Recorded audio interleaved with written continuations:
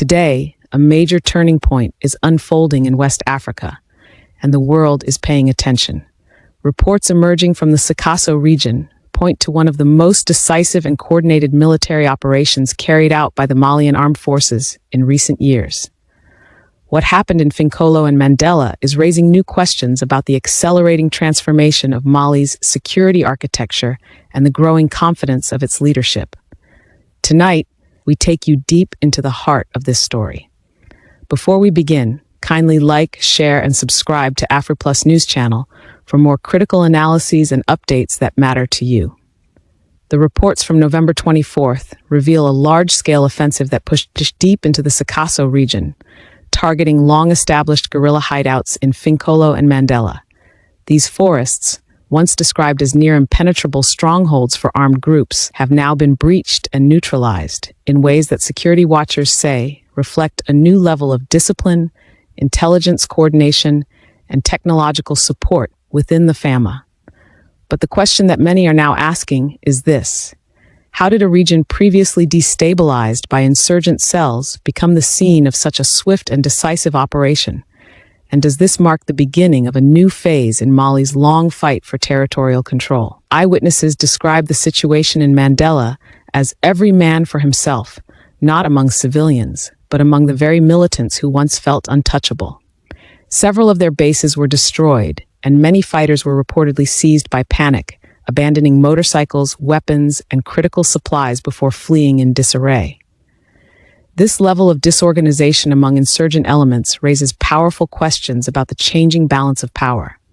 How did the FAMa manage to instill such fear in groups that once dictated the tempo of violence in southern Mali? And if panic is now replacing confidence among these armed networks, what does that signal about future confrontations? Security analysts confirm that since late 2025, Mali has been gaining momentum, reclaiming territory, and dismantling positions previously held by militant factions. In Mali, the government received intelligence that these stateless people, they came with their motors, regroup completely. I'll show you the location of what is happening, where the thing is happening on the map. They regroup and they came with solidly prepared. What was the agenda? They want to take over Bamako. So they are about to march, and marching from where they are junction to Bamako. They are going to make sure that they cause atrocity till they got there. Meanwhile, the Malian authority together with Niger, they are working on this issue because they know they are mapping their territories and, what is going on without them knowing. So when the preparation was going on, these people got down. They are about to move on. On the 18th of November, 2025, the Malian General Staff of the Armed Forces, FAMA. The FAMA is a unified security body of the AES. You talk about Mali, Niger, Burkina Faso, bringing all their soldiers together. When they created the one army, the one Sahel army, recently we spoke about it. Yeah, that is what it is. They carry out two major area operations under the unified AES forces intelligence framework. So the operation that this unified body they carry out is two. The first one, the key detail is this: based on confirmed intelligence about a large terrorist group with logistical capability in Tamboko, a village just 8 kilometers from the Nigerian border, the Malian air assets struck the location. So where these people gather and they are planning the agenda, it can be drone, it can be jet, it can be anything. And then they map the location and then drop biscuit on them. Let's go to the next one. On the same day this thing was happening, on the same day when these people gather and they were trying to go about doing their normal activity, some of their people were on a particular mining site. And these people, they always deal with the mining site. They are always closer to the mining site. The agenda is to take over the mining site because the mining sites, fuel their survivor. When they mine illegally and they come and capture mining sites, they sell this one to people who are interested in it, already. Like the way the goal of Sudan is going to where, So when these are the things that give them survival. That is their lifeline. When they're able to capture a key mining site and they'll be mining, they have people who come and buy backdoor. People who are outside.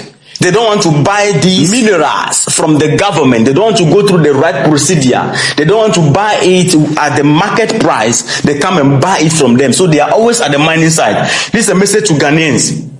I'm coming there. Oh, hold on. Let's move forward first. Let's finish this one first. I'm coming to Ghanaians. When we are in this country, you have people on Galamsey side, illegal mining side, with guns in their hands, threatening our soldiers. I'm coming there. Look how Mali did. On the same day, the Malian Air Forces targeted 2 vehicles belonging to terrorist group in Intilit in the Gao region. This is it. So this whole conversation we are having, the first thing happened somewhere here. The second one is happening here. You see how close it is? So it was solidly preparation that they did. They first of all took over the mining site and get back up to go and cause atrocity. Yeah, this site is known, the site that they are there. The site is known for illegal gold mining. As this site known for illegal gold mining, the government prohibits illegal gold mining in the country. That they will not see anybody at any site doing illegal mining. It is strictly prohibited. So they saw 2 vehicles with people armed solidly belonging to this first group. They deployed them there. You people be here. We are going and come. Forget, the Malian Air Forces, they did not take it lightly with them. They drop biscuit on them. They load them with biscuit and then destroy their operation. The narrative has shifted from reactive to proactive. Mali is no longer merely defending borders. It is reclaiming them. This shift has been closely associated with the leadership style and military philosophy of President Assimi Goïta, whose government has emphasized sovereignty, assertiveness, and large-scale restructuring of defense operations. But the critical question here is this: what does Mali's recent success say about the role of national leadership in shaping security outcomes, especially in regions where international interventions once dominated the battlefield? As the FAMa advanced deeper into Sikasso, they moved closer to the Ivorian border, where they are currently reported to be securing the entire area to prevent any escape routes or chances for militants to reorganize. Border security, long considered a major vulnerability across the Sahel, now appears to be strengthening under Mali's renewed strategy.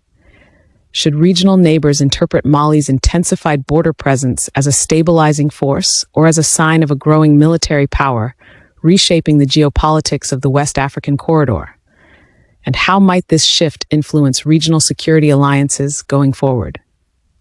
The West are having sleepless nights on a different level as a result of this bold move that Mali just made. The Malian government just had a meeting with the Russian government to strengthen their military cooperation with discussion on bilateral relations, and there was also a technical presentation of certain massive weapons to be supplied by the Russian government to the Malian government. This shows a strong symbol of partnership between these two countries.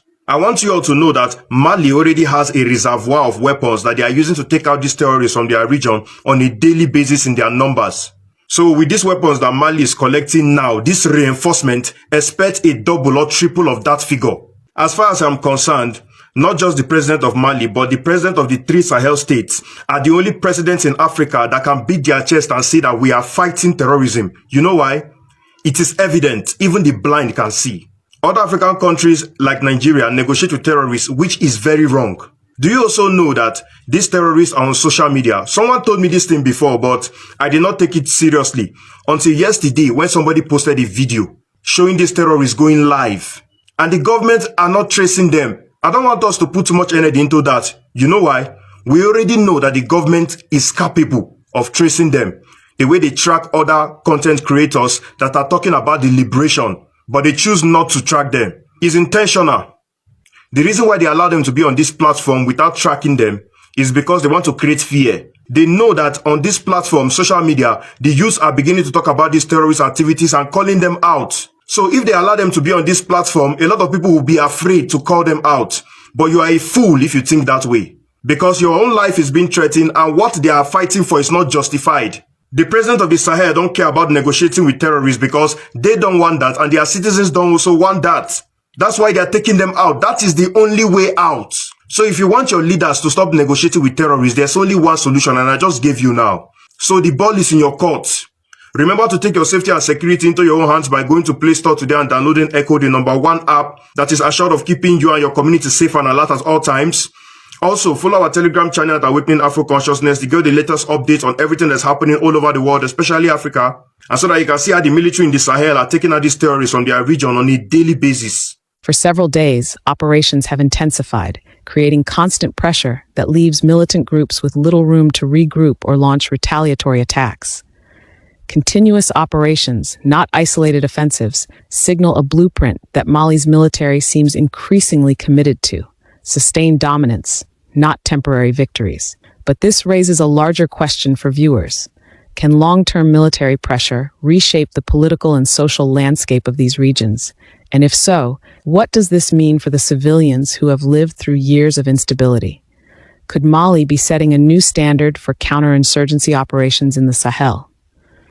Ultimately, what is happening in Sikasso is not just a military story.